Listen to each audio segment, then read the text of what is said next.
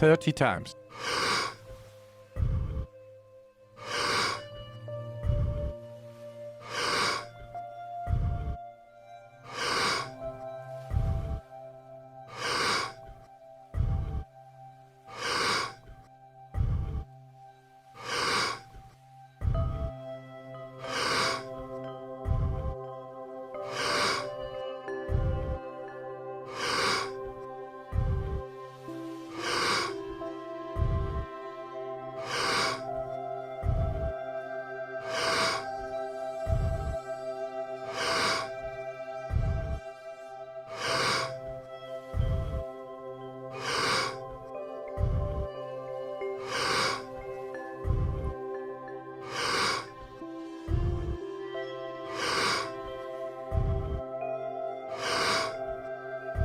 Ten times more.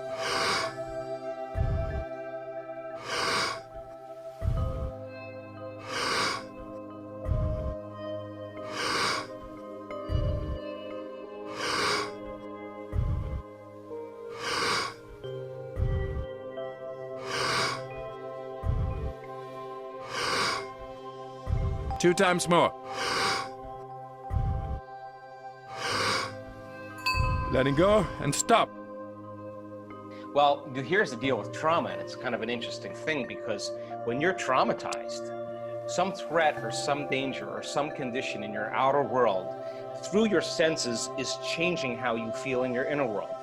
And the quotient of change between the way you normally feel in some alarm state, when you change your internal state and move into that emergency mode, you narrow your focus on the cause, and the brain freezes an image and takes a snapshot, and that's called a long-term memory. And now that image is branded holographically into the brain. So then we remember experiences better because we can remember how they feel, and that memory then changes the person's biology. So they think neurologically within the circuits of that experience, and they feel chemically within the boundaries of those emotions, and how we think and feel becomes our state of being. Mm-hmm. So now the person biologically is changed, and many times it's the strong emotion that begins to select and instruct the gene that creates disease. Why? Because if the environment signals the gene, and that's the truth, that's epigenetics, and the end product of an experience in the environment is an emotion, the emotion that you feel from that event is literally selecting the gene for you to begin to change, and genes make proteins. And so the person, if it's strong enough, begins to wear their trauma, not just in their brain. Now it's in their body, because every time they think about that trauma, every time they review it, every time they keep creating the imagery, they keep firing and wiring the circuits in their brain, and they keep feeling the feeling emotionally in their body. And their body is so objective that it's believing it's living in the same past experience 50 to 100 times a day. And all you need is a stimulus and a response, an image and an emotion, a thought and a feeling, and you're conditioning the body. And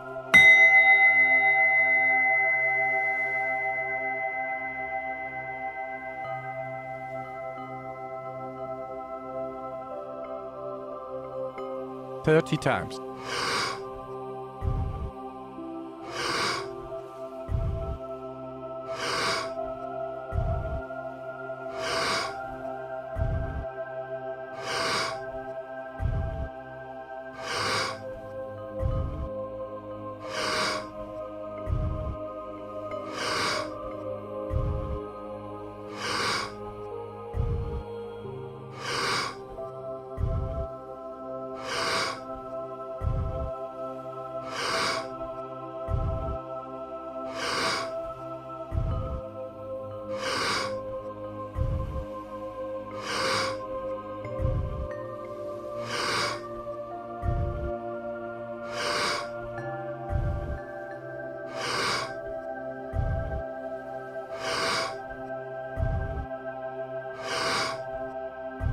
Ten times more.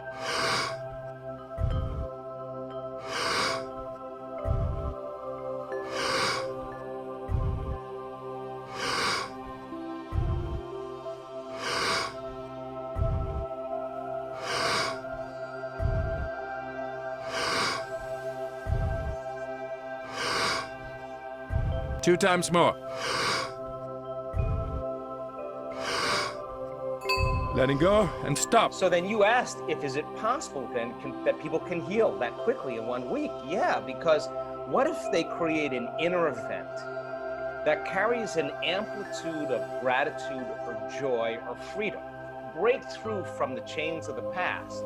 When the body is liberated and you feel that elevated emotion, the stronger the emotion you feel from that breakthrough, the more you're going to pay attention to the image in your mind. And now you're beginning to brand new circuitry in the brain, and your body's being conditioned into a new future. And the stronger the emotion you feel, the more you pay attention to the picture, the more you're conditioning the body over time to the future instead of the past. So now you keep knocking on that genetic door emotionally, then that emotion ultimately signals a new gene that upregulates that gene to produce better proteins, and the person then all of a sudden starts healing. And we have research to show that people can do that in 4 days. Signal genes to reduce cancer cells. And wow. To signal stem cells, to suppress, to go to active tissues and repair them and regenerate them and suppress inflammation. That we have research to show that you could change the number of brain cells you have just by doing this properly. And so now all of a sudden, the person starts changing. In 4 days.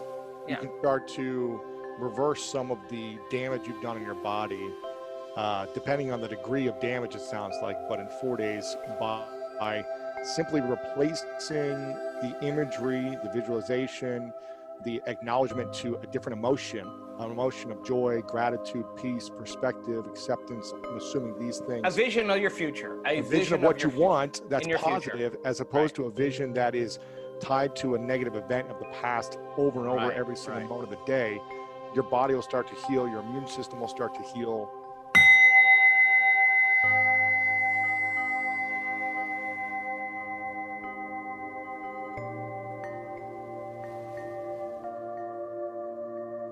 "30 times.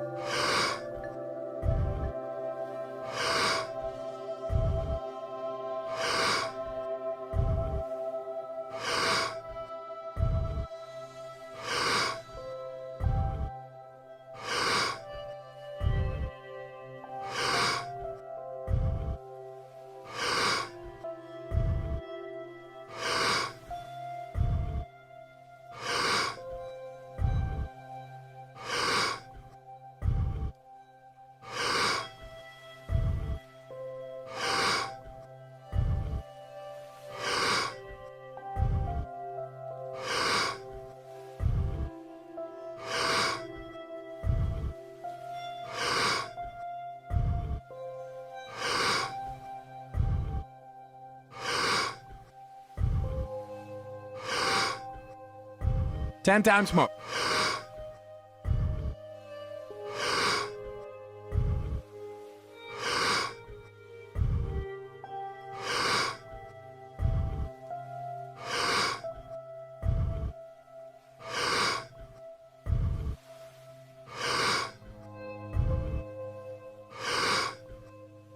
"2 times more.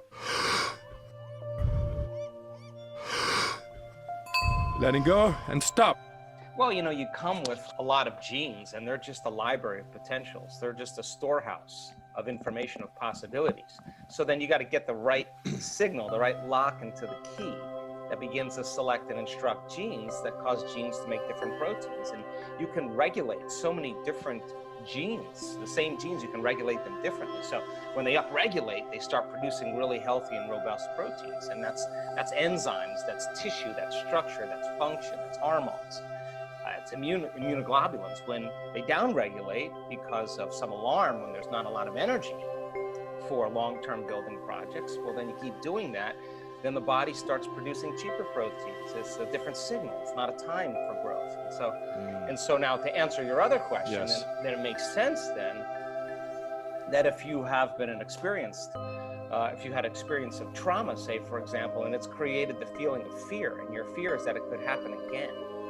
And you don't know this, but every time you think about that future, that possible worst case scenario, and you feel the emotion, you're conditioning your body to become the mind subconsciously of anxiety.